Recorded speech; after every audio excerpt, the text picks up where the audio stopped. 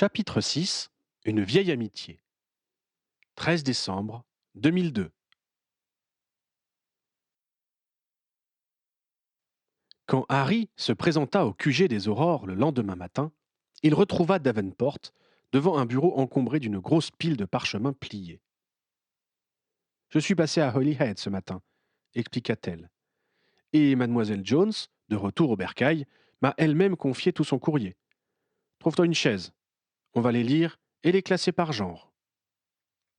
Harry s'exécuta et s'installa près de sa partenaire.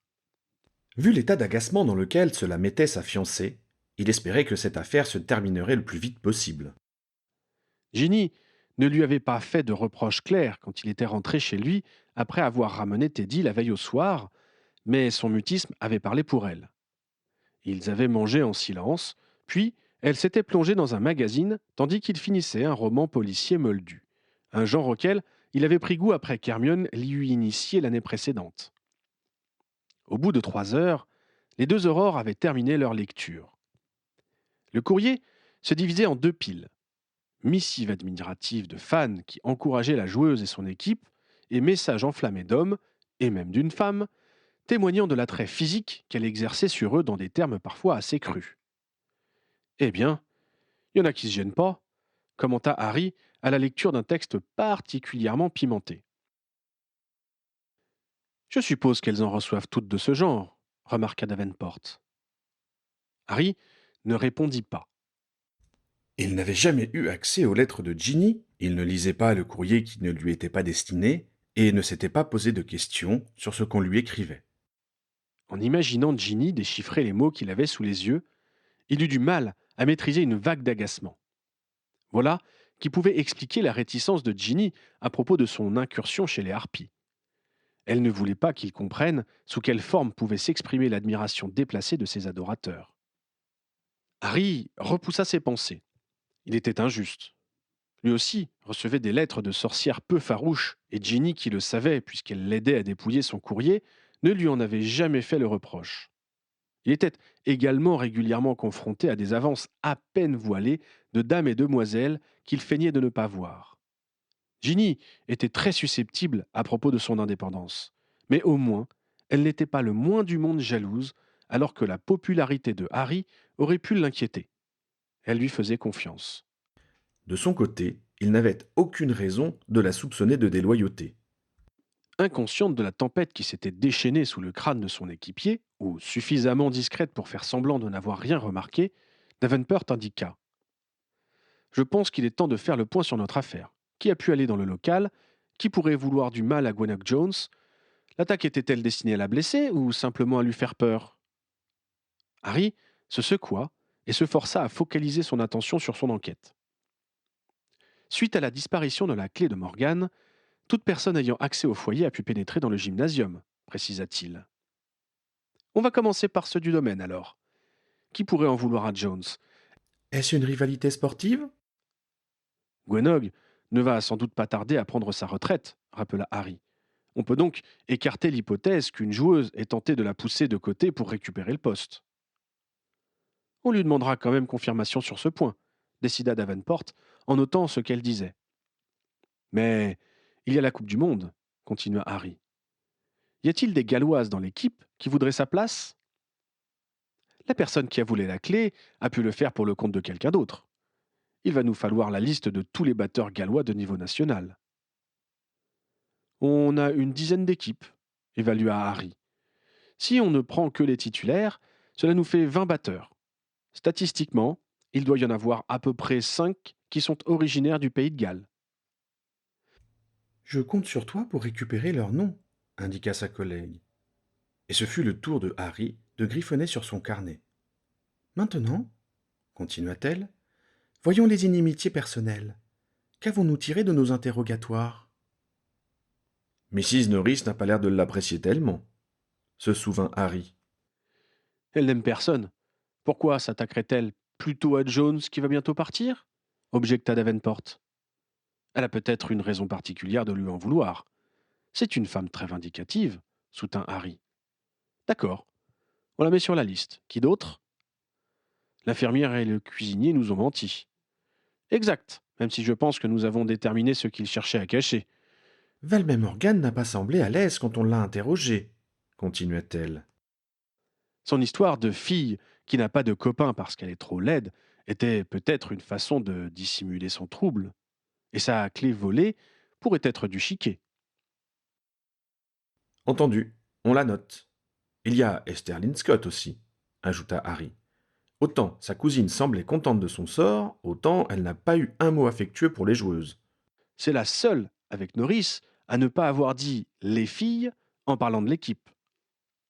Mais, comme pour Norris, pourquoi Jones et pas une autre? À nous de le déterminer, fit Harry avec bonne humeur, en ajoutant le nom. Ils repassèrent en revue les notes qu'ils avaient prises en cours d'interrogatoire, sans déterminer aucune attitude éveillant leur méfiance. Ça nous fait déjà 5 Gallois et 5 résidents de Holyhead, décompta Harry. Ensuite, les courriers, indiqua Davenport. Jones a au moins 3 soupirants déçus. Il va falloir leur rendre une petite visite. Elle en a peut-être d'autres, avança Harry.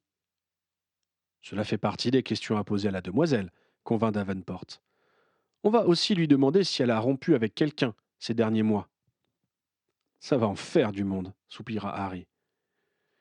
Pénétrer dans le domaine des harpies n'est pas insurmontable, continua l'Aurore, mais n'est pas si facile non plus.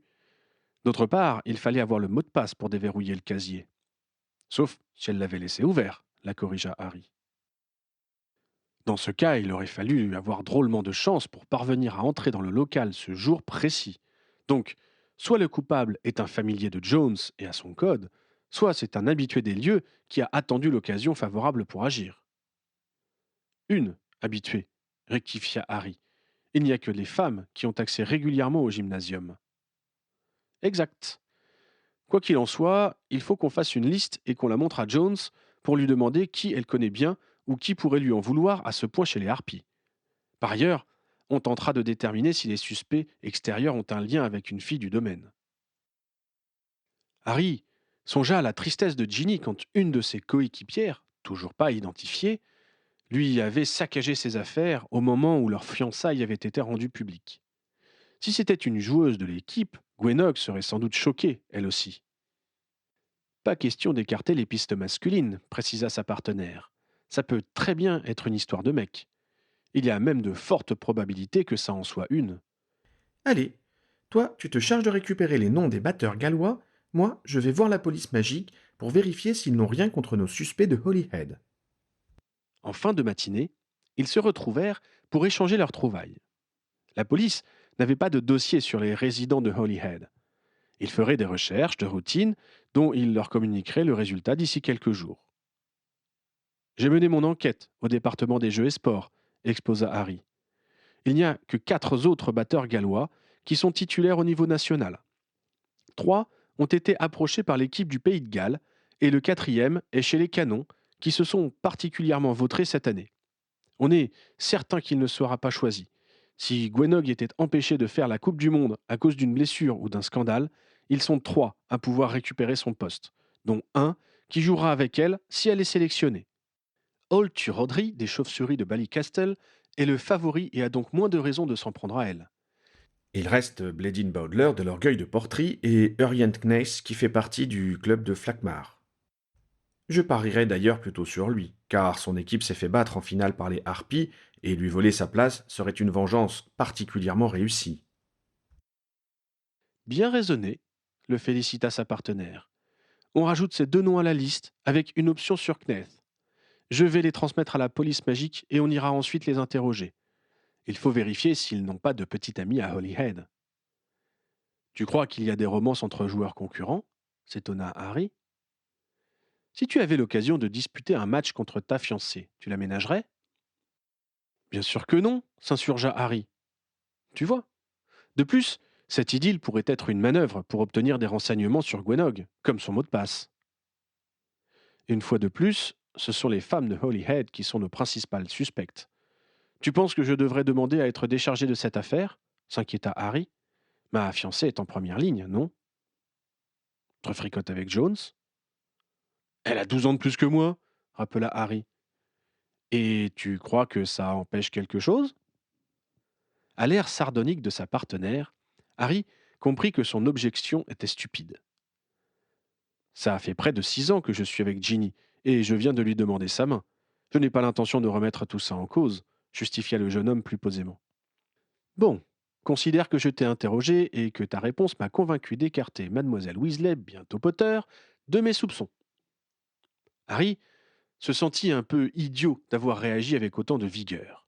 Les années d'attente avant que leur relation soit devenue publique lui avaient été pesantes, mais maintenant qu'il se retrouvait relié indirectement par cette enquête, il aurait préféré que cela ne se sache pas. Finalement, Ginny avait raison. Il aurait mieux valu que leurs environnements professionnels ne se rencontrent pas. Cela ne faisait que compliquer les choses et, malheureusement, sa proposition de se retirer de l'affaire avait été rejetée. Il espéra de nouveau qu'ils arriveraient bientôt à démasquer le coupable.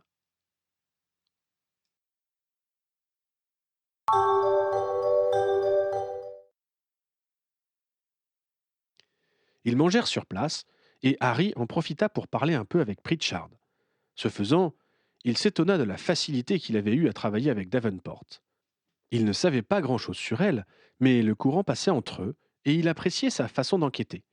Il retrouverait cependant son ancien coéquipier avec plaisir, une fois cette histoire terminée. À Holyhead, ils passèrent du côté du gymnasium pour trouver Gwenog. Elle n'était pas parmi les joueuses qui s'entraînaient au-dessus du terrain de sport, et ils se rendirent dans le petit gymnase pour vérifier si elle y était. Ils avaient vu juste.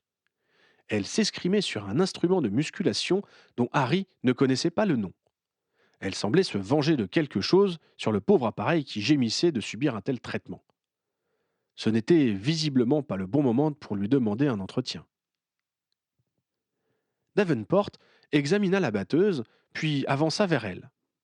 Harry eut la certitude que sa partenaire allait se faire rembarrer et fit instinctivement un pas en avant pour la couvrir. L'aurore ne tenta pas d'adresser la parole à la joueuse. Elle saisit une des manettes de l'appareil de musculation et indiqua d'une voix neutre. Je descends d'un cran. Gwenog arrêta net ses élancements rageurs et darda sur Davenport un regard où la surprise se mêlait à la défiance. Elle la laissa effectuer le réglage annoncé et leva un sourcil quand l'aurore la prit par les épaules pour corriger sa position. On recommence, indiqua l'entraîneuse improvisée. Allez, on y va à fond. Interloquée, la batteuse hésita une seconde puis suivit les directives. Harry n'était pas un spécialiste en la matière, mais il était évident que le nouveau mouvement était bien plus profitable à la joueuse que le précédent. Éberlué par la scène qui se déroulait sous ses yeux, il fallut quelques secondes supplémentaires au jeune Aurore pour se souvenir que sa partenaire avait indiqué qu'elle entraînait des duellistes.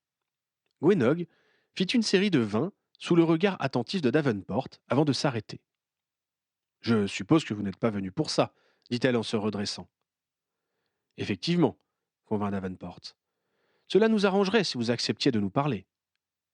Elle jeta un regard autour d'elle et, en montrant d'un mouvement de tête d'autres joueuses qui s'entraînaient à proximité, en les observant plus ou moins discrètement, elle ajouta ailleurs qu'ici. Accordez-moi 5 minutes, demanda Gwenog. Elle se leva et disparut par la porte donnant sur les vestiaires. Harry s'apprêta à attendre un bon quart d'heure. Il avait fait une conversion selon l'échelle de temps de Ginny, mais à sa grande surprise, la batteuse réussit dans le délai annoncé à prendre une douche rapide, elle avait les cheveux humides, et se changer. Encore mieux qu'Hermione, évalua-t-il en lui-même, admiratif. Tous trois se dirigèrent vers la sortie du gymnasium. Harry et sa collègue observèrent la joueuse utiliser sa clé, puis la suivirent à l'extérieur du bâtiment principal. Ils traversèrent le jardin sous une petite pluie fine et glacée avant de parvenir à la porte du foyer. Gwenog déverrouilla la porte et les introduisit dans le salon. D'un geste vif, elle envoya voler ses chaussures dans un coin de la pièce et se laissa tomber sur un canapé. De la main, elle invita les aurores à prendre place sur le divan qui lui faisait face. Davenport posa 3 lettres sur la table basse qui les séparait. Connaissez-vous les expéditeurs de ces courriers? La joueuse les examina et indiqua. Celui-là, je crois qu'on me l'a donné en main propre à une fin de match, mais je ne me rappelle pas qui c'était. Les autres, ça ne me dit rien. Avez-vous répondu à leur requête? Pas vraiment. Je n'ai pas le temps de rédiger un refus personnalisé à tous ceux qui demandent de sortir avec moi, surtout en ces termes. Je leur envoie un poster dédicacé et c'est tout. Nous avons vu que vous receviez beaucoup de courriers en ce sens, reconnut Davenport. Nous avons mis de côté ces 3 séries, car les expéditeurs vous ont écrit plusieurs fois chacun. Gwenog haussa les épaules. Je ne fais pas un suivi de mes admirateurs. Du coup, à moins qu'ils ne sortent du lot, je ne me rends pas compte si c'est un premier message ou le 50e. Pour celui-là, fit remarquer la partenaire de Harry en montrant une lettre, il indique qu'il aurait aimé une réponse à son dernier courrier. Gwenog haussa les épaules. Vu qu'il a signé, vous pouvez le retrouver, je pense, lança-t-elle, comme si elle ne se sentait pas concernée. Davenport passa au sujet suivant. Avez-vous une affaire de cœur en cours? De cœur, c'est beaucoup dire. Je vois épisodiquement un mec depuis 2 mois. Et le précédent? Demanda l'Aurore. Quoi, le précédent? Il s'appelait. Je sais plus, tiens. Dans quelles circonstances votre relation a-t-elle pris fin? Insista Davenport. Je suppose que je ne lui ai pas donné de nouveau rendez-vous. Je leur dis tout de suite comment je vois les choses. Je ne cherche pas à me marier. Tant que ça colle, on passe du bon temps ensemble, mais il n'y a pas d'engagement. Quand c'est fini, c'est tout. Vous n'avez jamais eu de soupirant qui se soit rebellé une fois que c'était fini? Si, bien sûr. Certains sont lents à la détente, mais je sais me défendre. Et le dernier qui m'a pris la tête s'est retrouvé de la taille de mon gros orteil et avec des antennes. Je ne l'ai plus jamais revu. Le regard de Gwenog se fit lointain, comme si elle examinait une hypothèse. C'est davantage votre parti, mais d'après ce que j'en sais, même métamorphosé en cloporte, personne ne peut rentrer dans le domaine sans que quelqu'un lui ouvre. De toute façon, indiqua Davenport, un humain sous une forme animale perd sa capacité de penser à moins d'être un animagus. Or, les animagus ne courent pas les rues. On vérifiera avec le registre du ministère, mais je ne me fais pas d'illusions à ce sujet. Il n'est pas nécessairement déclaré, remarqua Harry. Les dons déclarés, il doit y en avoir encore moins, trancha Davenport. Je ne veux pas perdre du temps avec cette piste. Harry fut tenté de dire qu'il en connaissait au moins 4, mais admit en lui-même que ce n'était pas représentatif de la société sorcière, et laissa sa partenaire continuer. Davenport demanda. Mademoiselle Jones, votre casier à balai était-il vraiment fermé le jour où c'est arrivé? Gwenog eut une moue contrite. Normalement, oui, mais il m'arrive d'oublier de le faire. Atalante me fait régulièrement des sermons à ce sujet. Nous n'avons pas repéré de sortilège de forcement dessus, reprit Davenport. Nos charmes de détection ne sont pas infaillibles, mais ils ne laissent pas passer ce qui est le plus courant. Donc, soit nous avons eu affaire à un professionnel qui connaît des sorts très retors, soit ce casier était resté ouvert ce soir-là. Il faut demander à Atalante si elle a fait une inspection avant-hier, suggéra Gwenog. Si c'est le cas, on saura s'il était fermé. Si elle l'avait fait, elle nous en aurait parlé quand on a abordé le sujet, objecta Davenport. Nous allons donc partir du principe qu'il était ouvert et que notre vandale a eu beaucoup de chance. Vous pensez que c'est quelqu'un qui a régulièrement accès à cet endroit? Devina Gwenog. C'est ce qui est le plus probable, confirma l'Aurore, en observant la joueuse attentivement. Pas de dispute récente avec une de vos partenaires ou un membre de l'équipe d'encadrement? Pas plus que d'habitude, répondit Gwenog. Je dis ce que je pense, et ce n'est pas toujours flatteur. Mais les autres le savent, et elles n'y prennent pas garde. Pas de rivalité amoureuse? Insista Davenport. Une équipe qui gagne est une équipe unie. Quel mec vaudrait qu'on mette en péril notre chance de remporter le titre? Le Quidditch passe avant la bagatelle. Alors, on évite de poser nos pattes sur les petits copains des autres. Et si vous ignoriez qu'il sortait avec une autre? Interrogea Davenport. Certaines de vos camarades ne dévoilent peut-être pas les détails de leur vie privée. Gwenog regarda Harry avec un sourire. C'est vrai qu'on a des cachottières parmi nous, reconnut-elle. Mais elles savent toutes que je ne piquerai pas volontairement leurs copains. Alors, j'espère que si ça arrivait à mon insu, elles m'en parleraient et qu'on traiterait le sagouin comme il le mérite. L'air résolu de la joueuse était un bon argument pour la franchise et la fidélité, songea Harry, heureux de n'avoir rien à se reprocher en la matière. Nous avons aussi pensé à regarder du côté de vos concurrents dans l'équipe du pays de Galles. Urien Kneth et Bledin Boulder, par exemple, se verraient nettement avantagés si vous disparaissiez du championnat du monde.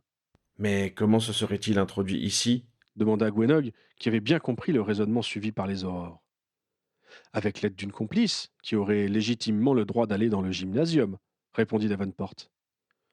Impossible, affirma Gwenog. Vraiment? Ni un concurrent des harpies, ni une personne travaillant ici, qu'elle soit joueuse ou assistante, ne prendrait le risque d'un tel rapprochement. La compétition est trop intense pour que l'un des deux ne profite pas de la situation pour affaiblir l'adversaire. Mais qu'arrive-t-il quand des personnes appartenant à la même famille se retrouvent dans des équipes concurrentes demanda Harry. Des fratries ou des cousins? Tant qu'on est en activité, on limite les contacts, répondit Gwenog d'un ton sans appel. Et si deux joueurs adverses tombent amoureux? Insista Harry. Peu de chances que ça arrive, trancha Gwenog. Dans ce cas improbable, soit l'un des deux change de club, soit le couple vole très vite en éclats. Harry songea à Ginny dont la relation avec Michael Corner n'avait pas résisté au premier match qui avait opposé leurs maisons. Il y avait sans doute du vrai dans ce qu'affirmait la joueuse. Il repensa avec malaise à ce que Gwenog lui avait dit quand ils s'étaient vus pour la première fois quelques mois auparavant. Heureusement qu'on ne m'a pas proposé de rentrer dans une équipe, remarqua-t-il. Il aurait fallu faire des choix, confirma Gwenog. Alors que Harry frissonnait rétrospectivement en songeant à quoi son couple avait échappé, Davenport continuait son interrogatoire. Vous ne croyez pas qu'une personne ici ait pu faire ça, alors? Pas pour les raisons que vous m'avez exposées, nuança la joueuse. Elle fit une grimace et avoua. Ça me fait mal de penser qu'une de nous ait pu toucher à mon balai. J'espère que vous trouverez vite la coupable parce que, maintenant que vous avez semé le doute, ça ne va pas être facile de travailler ensemble. Mais, cette année, vous allez jouer dans des équipes adverses, remarqua Harry. Toi pour le pays de Galles, Ginny pour l'Angleterre. Cela ne change rien. On continue à pratiquer en club toute l'année et on a plus de chances d'être qualifié à l'international si notre équipe est bien placée pour la Coupe de la Ligue. On reste donc unis en tant que Harpie, même si pour la Coupe du Monde, ce sera sans merci entre nous. Et celles qui n'ont pas été sélectionnées pour les matchs internationaux, sans ski Davenport, elles ont d'autant plus intérêt à assurer pour le national. Et l'année prochaine, dit Davenport d'un ton neutre, qui va vous remplacer? Le sourire de Gwenog se figea. Qui vous a dit que je partais? Demanda-t-elle d'une voix glacée. J'entraîne des duellistes pour des compétitions, répondit Davenport sans se démonter. Je sais qu'il faut savoir mettre fin à sa carrière, si possible en pleine gloire, sans attendre de se faire dépasser par les jeunes aux dents longues. La joueuse laissa passer quelques instants avant de demander. Vous avez vous-même concouru à haut niveau? Oui, répondit l'Aurore. Et vous avez arrêté quand vous êtes devenu trop âgé? En quelque sorte. Harry, qui partageait le canapé de Davenport, sentit une brusque tension émaner de sa collègue et sut avec certitude qu'elle mentait. Mais Gwenog ne se rendit compte de rien. Elle se pencha en avant et chuchota. Cela restera entre nous. Harry et sa partenaire hochèrent la tête. Gwenog sortit sa baguette et créa une bulle de silence autour d'eux. Je suis sûr que cette vieille pie de nourrice est en train d'écouter notre conversation, justifia-t-elle. Vous ne l'aimez pas tellement. Ne pensez-vous pas qu'elle aurait pu chercher à vous nuire? Insinua Davenport. La joueuse haussa les épaules. Son salaire est augmenté proportionnellement à nos primes, opposa-t-elle. Elle a aussi intérêt à ce qu'on gagne et ma remplaçante potentielle est loin d'avoir mon niveau. Votre départ est prévu, constata Davenport. Ça fait 3 ans que Redbird l'envisage, mais que je lui prouve qu'elle peut me garder. Il n'y a pas d'animosité entre nous à ce sujet, précisa la batteuse. Elle fait son travail en anticipant la situation et je ne peux que l'approuver de bien le faire. Je sais aussi qu'elle m'aime bien et qu'elle n'a pas été mécontente que je continue à tenir mon rang ces dernières années.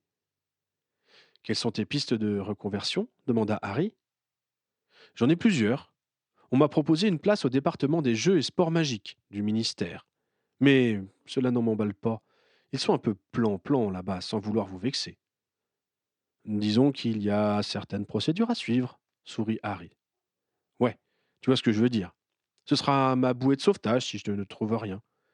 J'ai aussi un contact pour entrer dans un journal spécialisé. William Tierney se souvint Harry. T'es un rapide, confirma Gwenog. Tu le gardes pour toi, hein? Je sais qu'on est plusieurs sur le poste. Ne t'en fais pas, je serai une tombe, assura Harry. J'ai également posé ma candidature pour faire de l'arbitrage. Mais ce n'est pas gagné. Il faut vraiment que je me tienne à carreau cette saison. Considérant que la joueuse était connue pour sa langue acérée et ses sortilèges pas toujours défensifs, Harry songea qu'effectivement, elle avait bien fait de prévoir plusieurs plans de secours. Je ne détesterais pas être entraîneuse aussi, confia-t-elle, mais j'aurais du mal avec des équipes mixtes. Je n'aime pas la façon de travailler des hommes, et comme Atalante fait ici du très bon boulot, je ne me vois pas lui piquer la place. Enfin, j'ai encore quelques mois devant moi pour faire avancer tout ça, conclut Gwenog. Les deux aurores n'avaient plus de questions à poser. Ils se levèrent et, pendant qu'ils se dirigeaient tous les trois vers la porte, Davenport dit doucement à Gwenog. Je comprends que rester au sol soit rageant, mais profitez-en pour faire une remise en forme complète. On néglige trop souvent les exercices parce que c'est fastidieux, mais entre deux techniciens, c'est ça qui fait la différence. Les deux femmes se regardèrent. Harry sentit quelque chose passer entre elles dont il était exclu, non du fait qu'il était un homme, mais parce qu'il n'avait jamais fait de sport de haut niveau. Je déteste être hors course, marmonna la joueuse. Je comprends, lui assura Davenport. Et, à son ton, il était évident que ce n'était pas une formule creuse. Mais ce n'est pas une raison pour gaspiller ce temps. Gwenog hocha la tête sans répondre. L'aurore sourit et changea de sujet. Vous pouvez nous accompagner jusqu'au portail? On va sortir par là, aujourd'hui.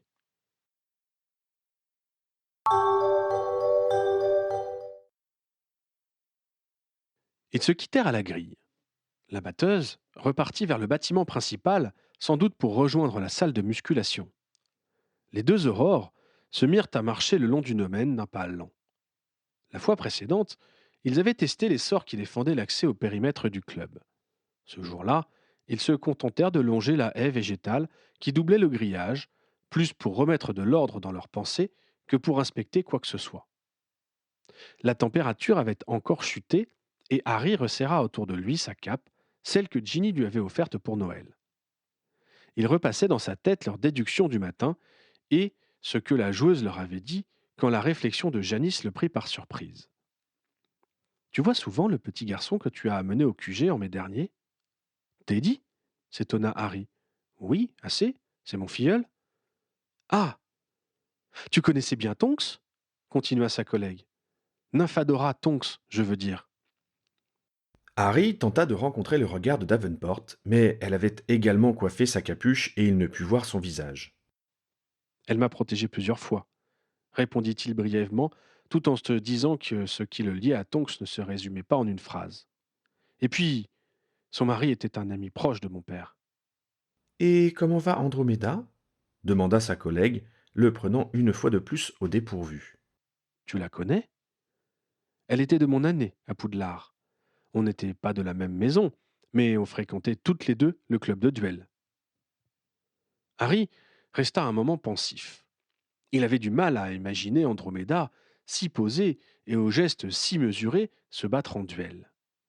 Du fait de son chignon veiné de blanc, elle faisait plus âgée que Davenport. La perte de son mari et de sa fille unique l'avait vieillie. Elle va bien, répondit-il enfin. Bien sûr, c'est dur pour elle, mais elle est une grand-mère merveilleuse pour Teddy. Il a l'air très épanoui, approuva Davenport. Harry laissa passer un moment, puis, constatant que sa partenaire ne reprenait pas la parole, il proposa. Tu veux que je lui transmette un bonjour de ta part? Davenport sembla peser sa réponse. Ce n'est peut-être pas une bonne idée, dit-elle finalement. Cela fait si longtemps que nous nous sommes perdus de vue. Si vous étiez amis, le temps ne fait rien, commença Harry avec fougue. Il s'interrompit en rougissant et reprit un peu embarrassé. Excuse-moi, je parle sans savoir quelles étaient vos relations. Nous étions amis, répondit-elle d'une voix sourde. Mais, à un moment de ma vie, j'ai coupé les ponts avec tous ceux que je connaissais, parce que cela me rappelait trop. Peu importe. Le problème, c'est que beaucoup de ses camarades lui ont tourné le dos après son mariage, et j'ai peur qu'elle ait pensé que c'est pour cette raison que j'ai arrêté de lui écrire. Tonks. Dora. Elle était au courant? Je l'ai accueilli dans notre groupe le mieux possible, mais je n'ai pas pris l'initiative de lui demander de me remettre en contact avec sa mère, reconnut Davenport. Si Andromeda a su que sa fille travaillait avec moi, elle ne m'a jamais fait signe non plus. Peut-être attendait-elle un geste de ta part? Peut-être, fit Davenport en haussant les épaules. Rien ne t'empêche d'en faire un maintenant, remarqua Harry. Cette fois-ci, c'est moi qui lui rappellerai ce qu'elle a perdu, répliqua sa partenaire d'un ton définitif. Harry ne comprit pas cette dernière phrase et préféra ne pas répondre. Ils terminèrent leur tour, puis transplanèrent au ministère.